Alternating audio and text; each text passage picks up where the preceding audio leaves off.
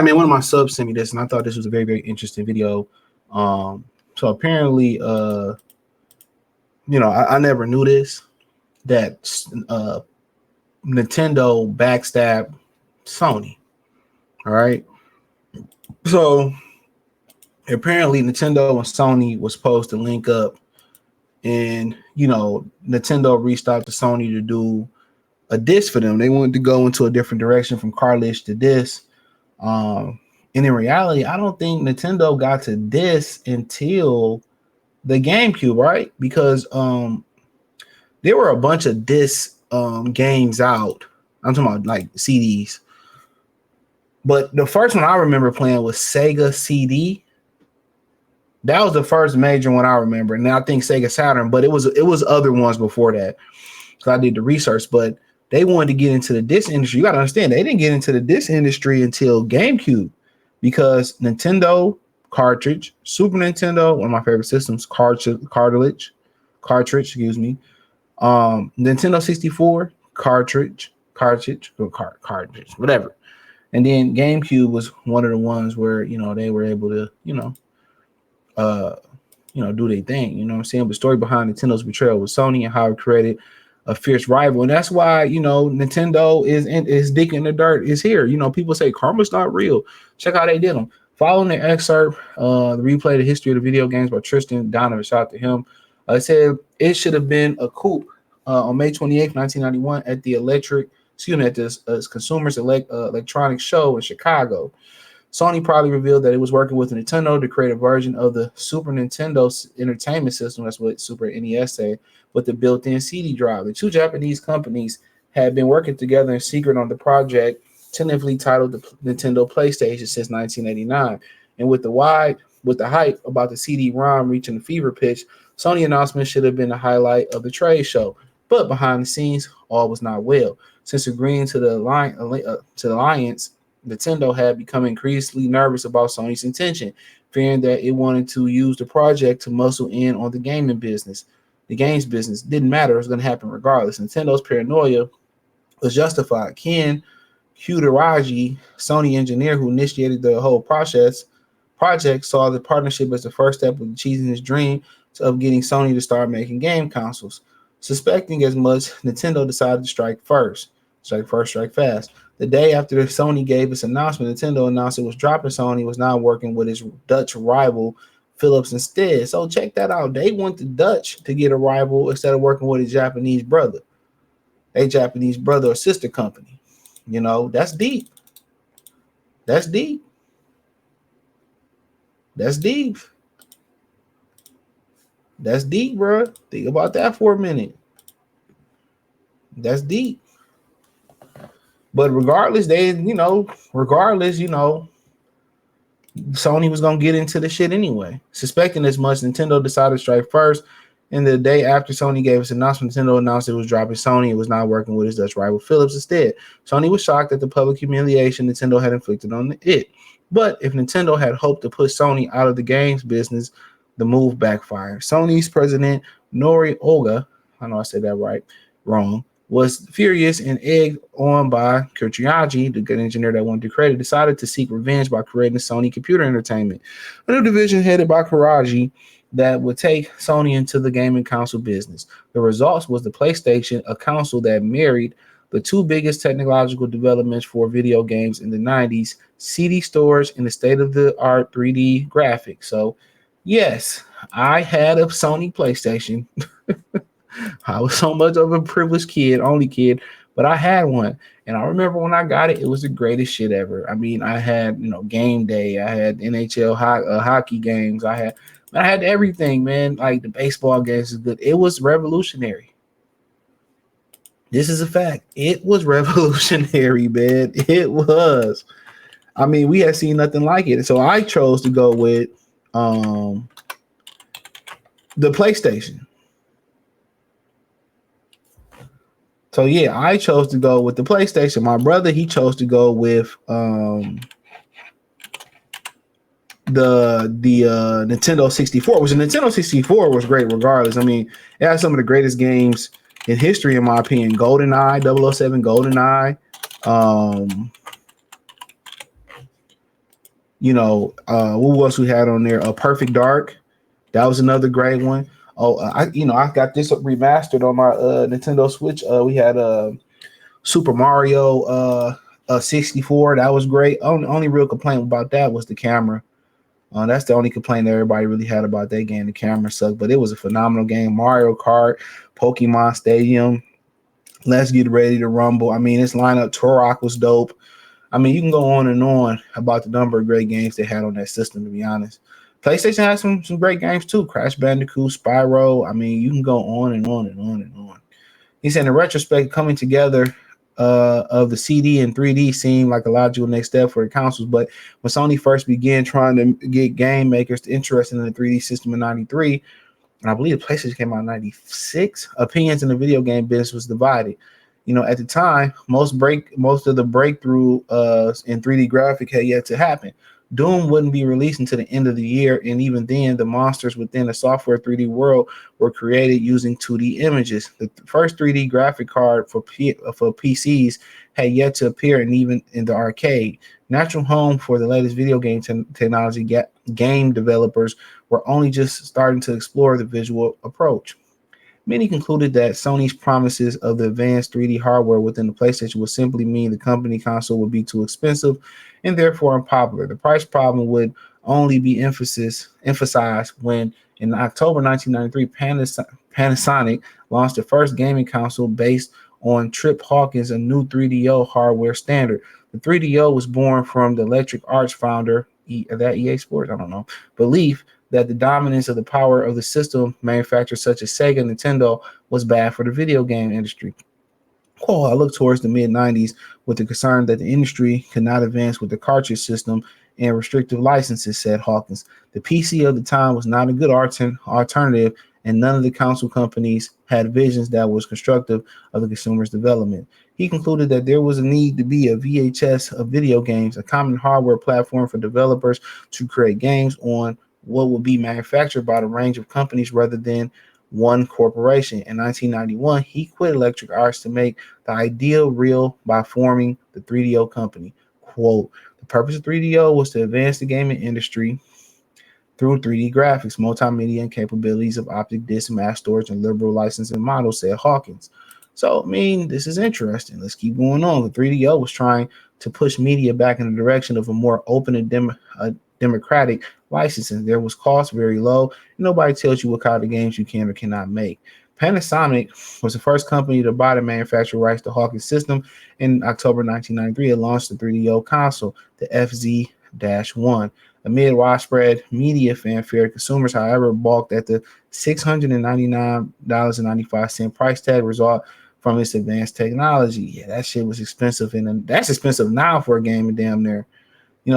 The realization of 3DO is not going to be success came in the stages, said Hawkins. The first arrow was not poor 1993 holiday sales. In 1994, it was a big setback when all the developers who came welcome our charitable $3 licensing fee per game were flocking to the competitors with bad ideas and $10 fees. It was like the collapse of a union. If developers had been able to stick together, they would have had a collective bargaining power and could have permanently shifted the value of the chain. They didn't. It's always hard to get people together. One of the competitors developed were flocking to Sony, which finally started their to persuade the industry it would deliver on its promise of the advanced 3D console and with acceptable price tag. Ironically, one of the biggest reasons the shift in developer opinion was game developed by the rival console maker Sega. Yu Saki, 1993, coined OP game Virtual Fighter. I used to love Virtual Fighter, I swear to God. That's one of the games we was playing on Sega CD, I believe. Remember the old drunk white man with the beard and shit, man?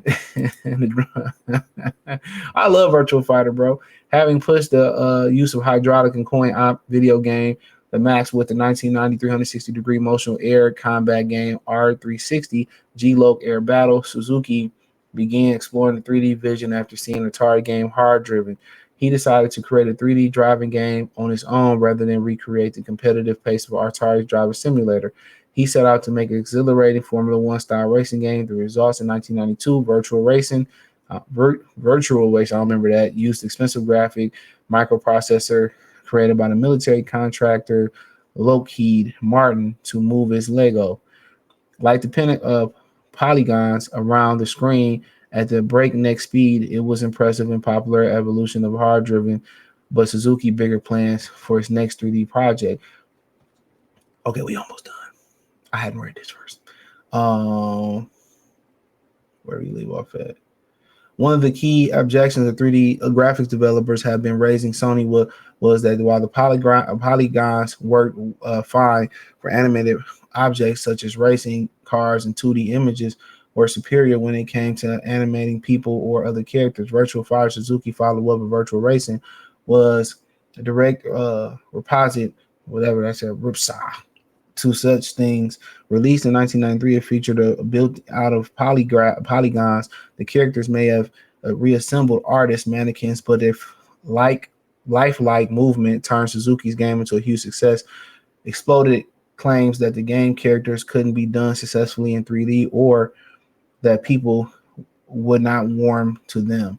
But while it was Sega that had proven that the full potential of 3D, it was its newest rival, Sony, that capitalized on it. Sega had been wary of the basing its successor to the Genesis console, the Sega Saturn, on 3D graphic instead of built a system that offered the same 3D capabilities, but primarily a 2D powerhouse. And I think that Sega Saturn or something like that, it had an add-on. One of them had an add-on, CD add-on or something. I could be wrong. Sega caution meant that Sony had the upper hand when it came to 3D visuals. Torishi Toyaka, chief executive officer of Sony Entertainment, even went as far as to thank Sega for creating Virtual Fighter and transforming developers' attitudes to PlayStation. Soon, Sony was winning over developers across the world. Japanese arcade firm Namco became Sony's first big name supporter when it decided to abandon Nintendo and throw its weight behind the PlayStation. Namco reproduction of its 3D arcade racing game Ridge Racer became one of PlayStation's flagship games when it launched in Japan in 1994. None of this, however, had enough to put Sega out of the race. Sega still had its bank of popular arcade hits at its disposal, like Sonic and shit, and was an established player in the console business. Indeed, then both the Saturn and PlayStation launched in Japan in 1994. It was Sega who took sales lead thanks to the home version of Virtual Fighter. Within months of the launch, Saturn was the fast becoming Sega's most successful console in Japan. But I'm pretty sure that was in Japan. Saturn never really picked up in the US.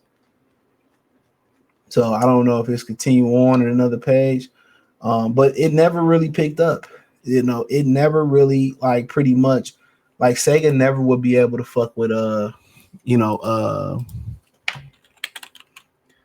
PlayStation, with Sony after a while. At the end of the day, that was in Japan. In America, I want to say PlayStation came in 95 or 96 in America. I really could be wrong about that.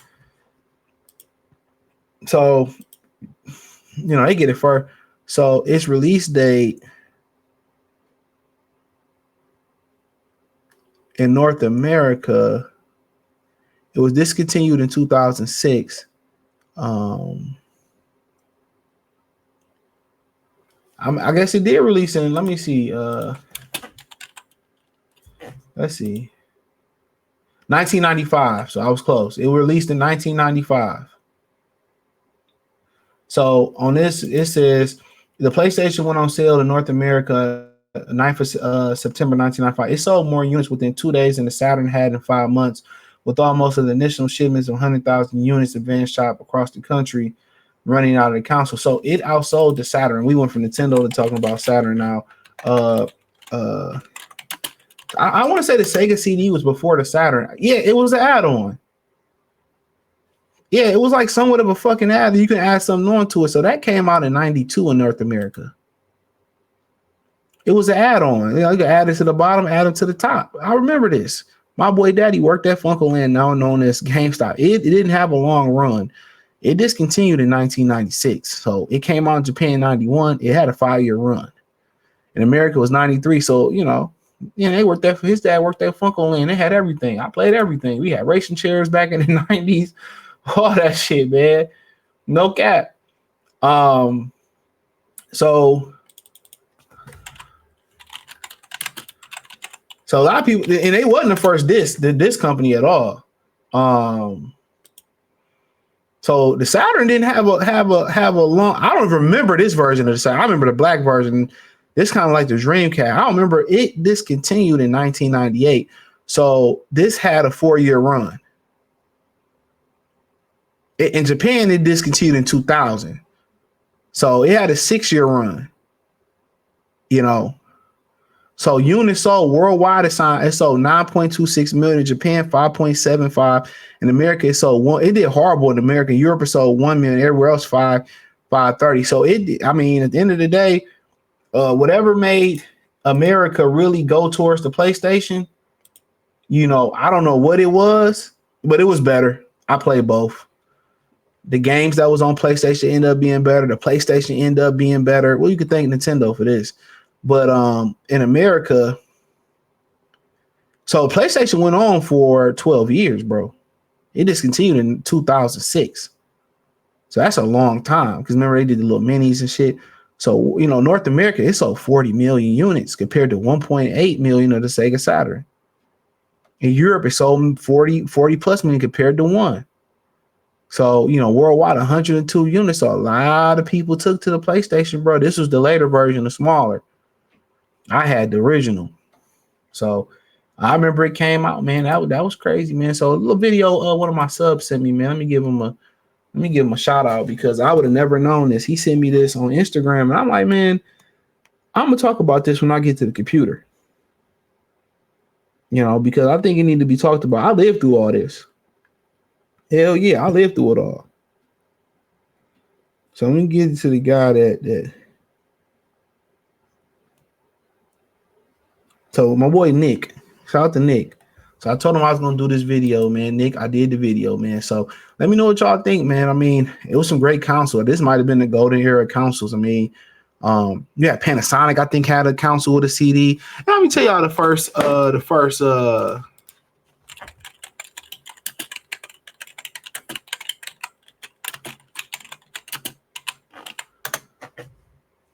So the first gaming console, the CD-ROM was, I don't know what the fuck that is. This was released the 4th of December, 1988. So in 88, they had the title as the first gaming system to use CDs. This was the add-on to the Turbo Graphics 16, also known as the PC Engine. Likely deserves its own article. It took many forms over the years. So I don't even know what the hell this is. Real spill. This is what it is right here. So let's take a look. Yeah, I got time, so I ain't really tripping.